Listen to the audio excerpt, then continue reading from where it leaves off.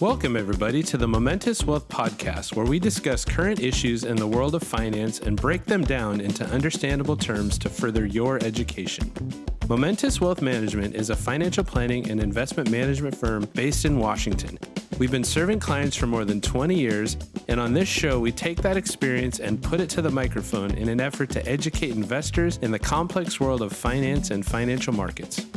Hello, everyone. Welcome back to the Momentous Wealth Podcast. My name is Aiden Pisarczyk. I'm your co-host here with founder and co-owner of Momentous Wealth Management, Todd Pisarczyk. Hello. Thanks for having me. Of course.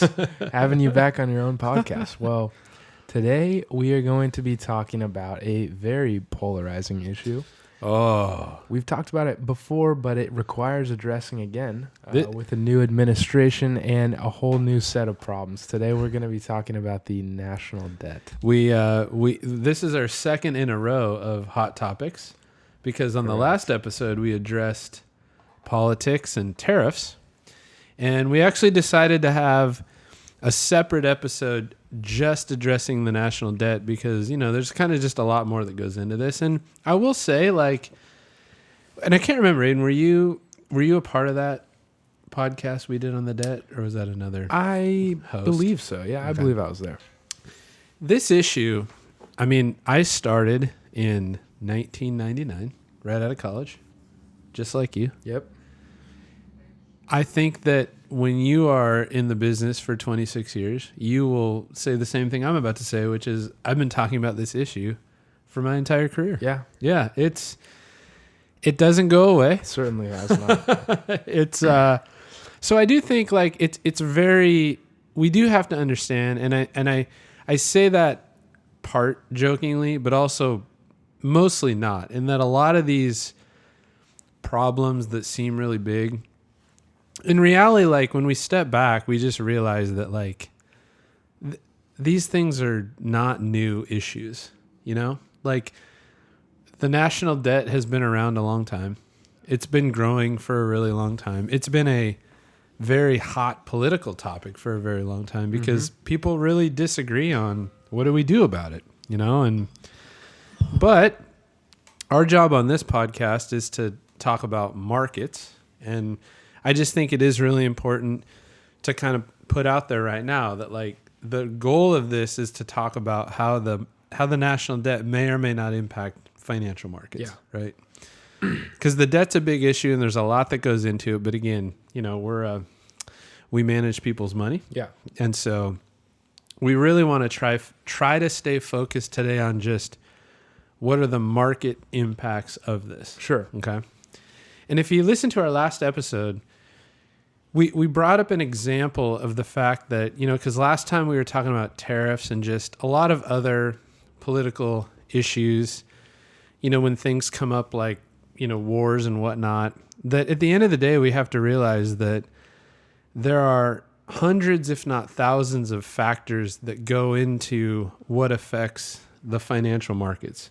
So I would preface today's episode in talking about the debt by saying it is certainly a factor, but it's one of many factors that go into, you know, what affects markets and making markets go up and down. Okay, so I think that's the first thing that we really have to understand. But it is an issue. It's interesting to talk about. And, you know, this stuff's kind of fun to talk about. So, you know, and obviously that's what this podcast is all about, is just kind of talking about what's in the news and how we can help investors. We're just chatting. We're just riff-raffing. Riffing. So, you know, for those of you watching, so we actually are doing these on YouTube now as well. I have all this data pulled up here on my screen. Okay, so let's take a look at that. Everything that we're going to talk about today, all these stats are provided to us by Dimensional Fund Investors. Yep. So they provided us some great stats and information just on the debt. Got to move my chair, and some of these debt levels. Okay, so let's just set this up. So and again, these numbers, we're rounding, okay? And, you know, a lot of you have seen those debt clocks. Yeah. Okay. So this data is from earlier this year. And earlier this year, our national debt hit around $36.2 trillion. Okay. That's a big number. It's a big number. Yeah. Here's what I think is interesting, though. Okay. Oftentimes in the media, I hear a lot of people talk about the debt and they throw this massive number out there, right? However, our GDP, which is our income, is $30 trillion. Okay. Yeah. So yes, our debt, that 36.2 trillion, that's a massive amount. No getting around it. But what we also have to realize is that our economy is growing as well. So No doubt. in the last episode that we discussed this on, we brought up this idea of a mortgage. Okay. And if Aiden or I went out, well, me, I can't speak for Aiden. I know if I went out and got a mortgage for like, I don't know, $20 million, it would be like a lot, right? If Bill Gates goes out and gets a $20 million mortgage, though, it's kind of not a big deal, right? Yeah. So we do have to consider that. I think that's the first thing I would put out there is like, yes, that number is a huge number. But what's really important is not just the debt number, but the real number that people really look at is debt to GDP ratio, right? So one thing of significance is that $36.2 trillion of debt is more. So we are at a point now where our debt to GDP ratio is over 100%. Yeah. Okay. And that hasn't always been the case. If we go back to 2007, our debt was around, again, we're rounding around 11 trillion in 2007. And our GDP was 15 trillion. So actually in 2007, our debt was less than the GDP. Yeah. Right. And then if we go all the way back to 1996, our debt was only 5 trillion, but also our GDP was only 8 trillion at that time. Okay. So from 1996 through 2025, if we just kind of put this all together, roughly the last around 30 years, our debt to GDP ratio has almost doubled. We've gone from around 63% debt to GDP to over 121%. Again, that was earlier this year. At the time of recording this podcast, who knows what it is? Yeah. We don't find it grows out every too second of every day. GDP. Someone go, check the debt clock, right? Okay. But here's the thing. When people bring this up, at least, now here's the thing. When we talk about like the national debt, there's a ton of issues with this. Obviously it's an issue. It's a real hot button because it's like, how do you fix it? Do you raise taxes? Do you spend less money? If you spend less money, what do you spend less money on? I mean, obviously there's all sorts of things that go along with this. But what we're really zeroed in on today and on this podcast is how does this affect financial markets, right? And so there's a couple things we're going to talk about today. One, just the whole debt and does it affect the markets? And then also another issue that's often brought up in correlation with debt is inflation, because generally, if you have higher debts, you can have your money devalued, and that tends to be inflationary. So whenever people talk about debts, they also tend to, inflation kind of comes in and works hand in hand with that. So we're going to talk about both today. So here's what's really interesting. So does this affect financial markets? Well, the number I just gave you said, again, if we go back to 1996, over the last roughly 30 years, our debt to GDP ratio has grown from 63% to over 121%. Okay.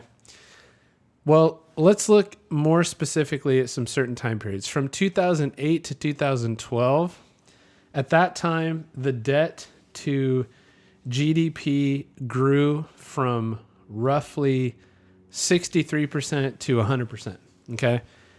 The return of the S&P 500 during that time period was around 1.17% per year. So that's a little disturbing. You would look at that number and you might say, oh no, when debts grow, the market doesn't do well, right? Correct. Well, what was going on during that time? The global financial crisis, right? So during that time, we had a massive increase of debt, and a lot of that was due to the global financial crisis and all the things we did and the TARP programs and everything else, right? So most people would look at the market return over that time period and say, that's not necessarily the fault of an increasing national debt, but more rather that is the time period of the global financial crisis. And in 2008, the markets went down a lot, over 60%. Okay. So we might consider kind of taking that section out. And that's why we're breaking these down in different years. So from 2013 to 2019, our debt to GDP ratio is actually somewhat stable. We rose, but we only went up from around 100% to around 106%. So we did have an increase, but over that time period, a very slight increase. And the average return of the S&P 500 during that time period was 14.6%. So during that time period, our debt to GDP ratio, and the reason we bring that up is because if we go back to kind of that 2010 period, there was this huge concern that we were going to have big problems when our debt to GDP ratio went over 100%. Like that was the big thing, was like, hey, we're okay here, but the minute that debt to GDP goes over 100%, like we're in trouble, right? And so I bring that period up to explain, well, we actually had a debt to GDP ratio that increased from 100% to 106, and the S&P 500 went up 14.67% a year. Yeah, so if I could give my kind of look on this, from those first two time periods, you would think that, yes, there is a correlation between debt to GDP and the S&P returns or the market returns. So, from 2008 to 2012, huge rise in debt to GDP, low returns. From 2013 to 2019, not much rise in debt to GDP and high returns. Yeah. So in that, you would think that the two are correlated. Yeah. But moving on to 2020 through 2024, the plot thickens. As our debt to GDP skyrockets again from 106% to 121%. But, the S&P returns were 14.2% per year. Exactly. Which is very solid. Yeah. So in that way, you see that, are these two really correlated much? Yeah, and I think that's a great point, Aiden, and that's why we can kind of look back at that 2008 to 2012 period and say, well, maybe that was due to the global financial crisis. Yeah. Maybe we looked towards other factors to explain the poor performance of the S&P rather than the debt to GDP ratio. Exactly. So let's go outside the U.S. and let's look at other countries, because we actually have a lot of countries in the world that are not in the greatest shape right now from a national debt crisis or perspective, right? In fact, oftentimes you'll hear the U.S. referred to as the cleanest dirty shirt in the closet. Correct. What a great title for us to have. I'm so proud. So if we look at developed market countries across the globe, so these are places, I'm just going to rip them all off real quick, okay? Australia, Austria, Belgium, Canada, Denmark, Finland, France, Germany, Ireland, Israel, Italy, Japan, Netherlands, Norway, Portugal, Spain, Sweden, Switzerland, the United Kingdom, and the U.S. I almost said it in one breath. If we take all those countries and we look at their debt to GDP ratios from 1975 through 2023, okay? And again, this information is all provided to us from courtesy of Dimensional Funds. And I will go on further to say that their figures are based on the general government debt data from the Global Debt Database from the International Money Fund. Man, what a cool agency that is. Very cool. I want to work for them someday. Very cool. That'd be really cool to say you work for them. I don't even know if I could say that again. So we can look at, and we have this really cool graph we're looking at, but just to break it down, if we look at the cumulative market returns for countries that had debt to GDP ratios of between 0 to 50%, that was the highest return. Okay. So if we look at this chart, what we would see is that the average return for markets whose debt to GDP ratios were under 50%, and this is again 1975 through 2023, their average returns were 13.2%. For countries whose debt was between 50 to 100%, the return declined from 13.2% to 12.1%. So we are seeing some correlation there, right? Debt levels go up, returns go down. When we go over 100%, so countries with debt to GDP from 100% to 150, and this is why there was so much concern when the U.S. debt level went over 100% debt to GDP, because the average return for those countries was 9.6%. And then for countries whose debt to GDP ratios were over 150%, the return of their markets declined to an average of 6.2%. Okay. So a couple takeaways from this. One, yes, there does seem to be a correlation as these countries' debt to GDP ratios go up, the returns of their markets have tended to go down. But there's a couple key things we have to look into here. One, if we go to that 150% mark, where the average return of the markets are only 6.2% when debt to GDP ratio is over 150%, if we look at all those countries and all those years, so all the countries I named and all the years from 1975 through 2023, well, what's interesting is there's only 3 observations that ever happened, and those were in Japan. So we know that with Japan, there's all sorts of issues that has been happening in their markets and their demographics and everything. So a lot of people would look at those numbers and say, you can't really look at that number that much because it's very infrequent. We don't have a lot of observations on a lot of data, and it was only from one country. So, but I would look at the other thing, the other numbers and say, okay, clearly as debt levels went up, returns declined, from 13.2 to 12 to 9.6, right? But yeah. But what do all those numbers have in common? Yeah. They're positive. Yeah, really great point. Yeah. No matter what the, debt to GDP ratio is, even above 100, even up to 200, we never are seeing negative returns. And scrolling to this next slide here, actually, the United States, no matter where, has averaged well into the positives. Yeah. The chart that we're seeing that Aiden's kind of referencing, and again, it's hard because we're trying to do this on the podcast, but I'll go back to the numbers that we looked at before.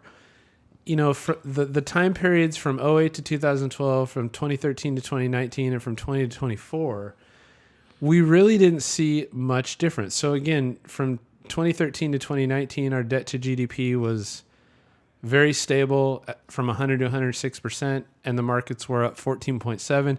And then when we skyrocketed debt levels from 2020 to 2024, where our debt to GDP went from 106 to 121, the return of the market only declined slightly from 14.7 to 14.2. So you're right on, Aiden.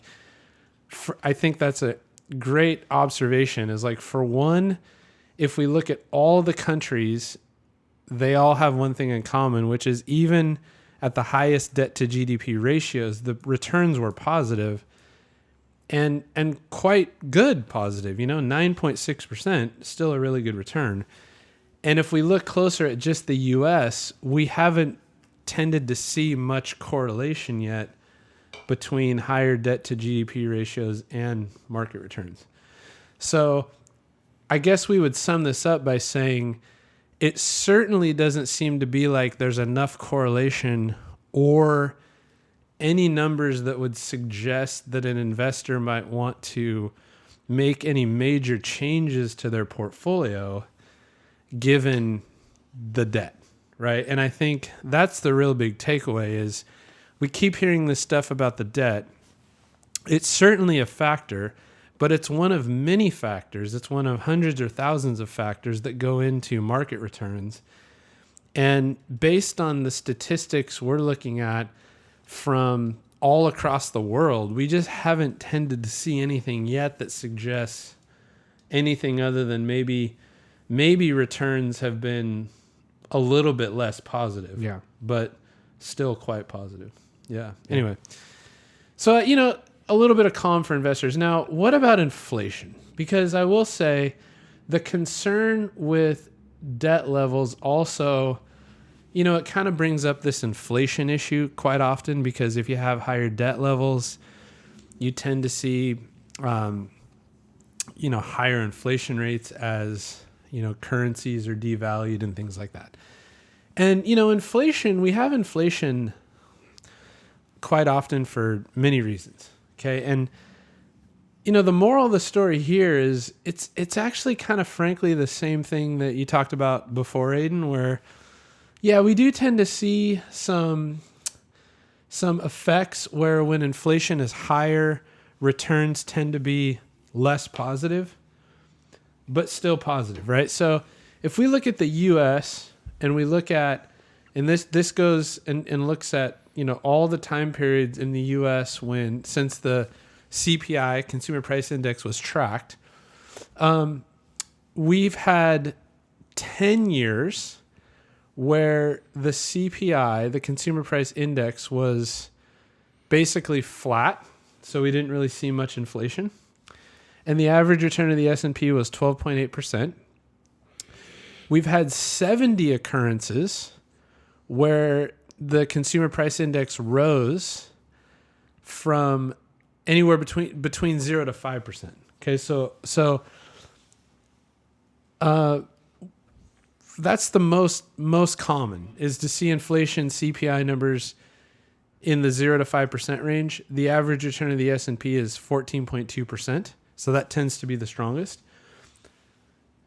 When inflation gets really high in the 5 to 10% range, which has happened 15 times in our country, that has had a pretty drastic impact on returns. The average return of the S&P has been 6%. And then we've had 4 times in our country, 4 years, where the Consumer Price Index has risen at above 10%. And at that point, it really suffers. Yeah. But what's the average return? 4.1, which is still positive. a positive number.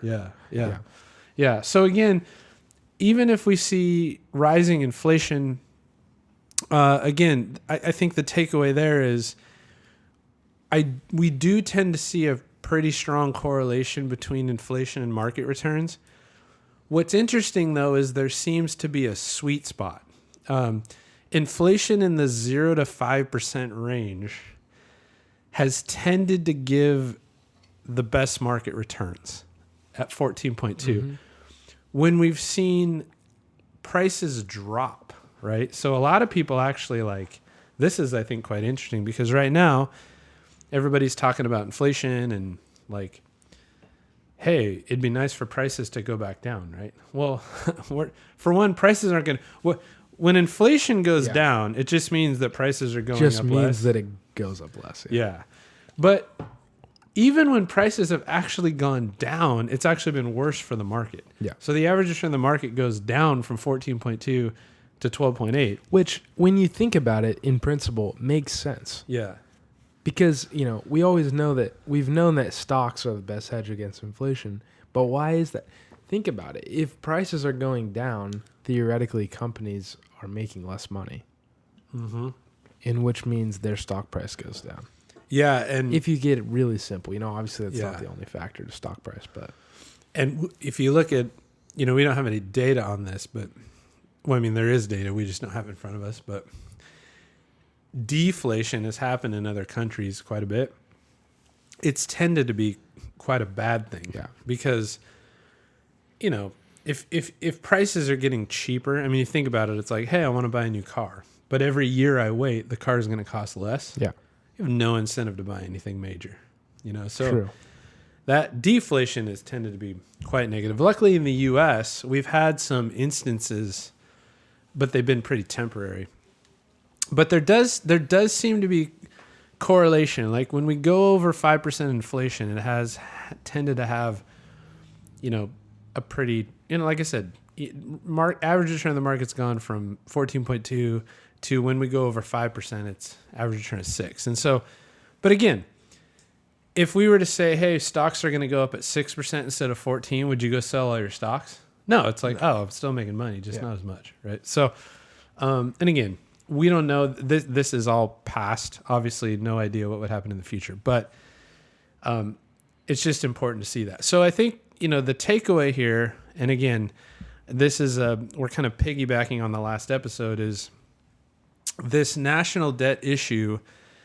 This issue of inflation, I think, tends to be just another example of how these things that seem really, really, really massive, and especially when we turn on the TV and the media is making this out to be like the worst thing that's ever happened to us. For one, it's not new. We've obviously had the national debt here in the U.S. for quite some time. Other countries have experienced the same thing.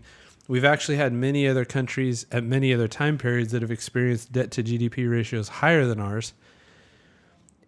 And we just haven't seen anything that would suggest historically, again, past performance, no guarantee of the future, but it's tended to be a thing where, it's just not something that we would see that justifies a major adjustment to your portfolio. It's tended to come with maybe less positive returns, but not negative. Yeah. And again, I believe that it just means that it's just, again, more evidence that when you're looking at what goes into determining whether the market goes up or down are many, many, many factors. And the last point that I want to make is I think what's different moving forward also, because all this number, we're looking at data back to 1975. The big thing also that's very different today is our companies. If you invest in the S&P 500, the companies are doing business all across the globe now more than ever. And so you're not investing in the United States government. When you invest in the market, you're investing in companies. Yeah. And these companies have CEOs and boards and everything that are used to navigating political and business climates across the globe. It's one of many factors. And now more than ever, you have so much of the revenue of the average company on the S&P 500 coming from outside the U.S. anyway, that even if things are a certain way here, the U.S. is just one of many places that these companies are doing business. And I also think that's a factor that Great is point. reflected now more than even some of these past numbers we've looked at. Yeah. So, anyway. Does that about sum up your thoughts on it? the Does, issue? yeah. We just, again, this is kind of a piggyback to the last episode, but we just wanted to give another example of like, hey, there's a lot of factors that go into driving the market. Yeah. It's not just one thing. Obviously, that's a pretty predominant theme throughout all of our podcasts. Yeah. Yeah. And like we said in the last episode, so what's the answer? Well, be long-term in your thinking, stay diversified. Yep. And, historically that's tended to be what's best is control what you can control, right? Like financial planning, have the right asset allocation for your goals. Limit your emotions. Great one. Be diversified. It's funny. Like I feel like the answer is always the same, right? Everything. Yeah. That is the answer to most risks in the market. Yeah. So there you go. There's the national debt. I'm sure this will not be the last time we talk about it. Probably not. Well, thank you guys so much for listening. Keep listening. We'll keep making them. YouTube folks, now that we're on YouTube, like, comment, subscribe. It's good to see you in person. Have a good one. The opinions expressed in this podcast are for general informational purposes only and are not intended to provide specific advice or recommendations for any individual or specific security. It is only intended to provide education about the financial industry. To determine which investments may be appropriate for you, consult your financial advisor prior to investing. Any past performance discussed during this program is no guarantee of future results. Any indices referenced for comparison are unmanaged and cannot be invested into directly. As always, please remember investing involves risk and possible loss of principal capital. Please seek advice from a licensed professional. Momentous Wealth Management, Inc. is a registered investment advisor. Advisory services are only offered to clients or prospective clients where Momentous Wealth Management, Inc. and its representatives are properly licensed or exempt from licensure. No advice may be rendered by Momentous Wealth Management, Inc. unless a client service agreement is in place.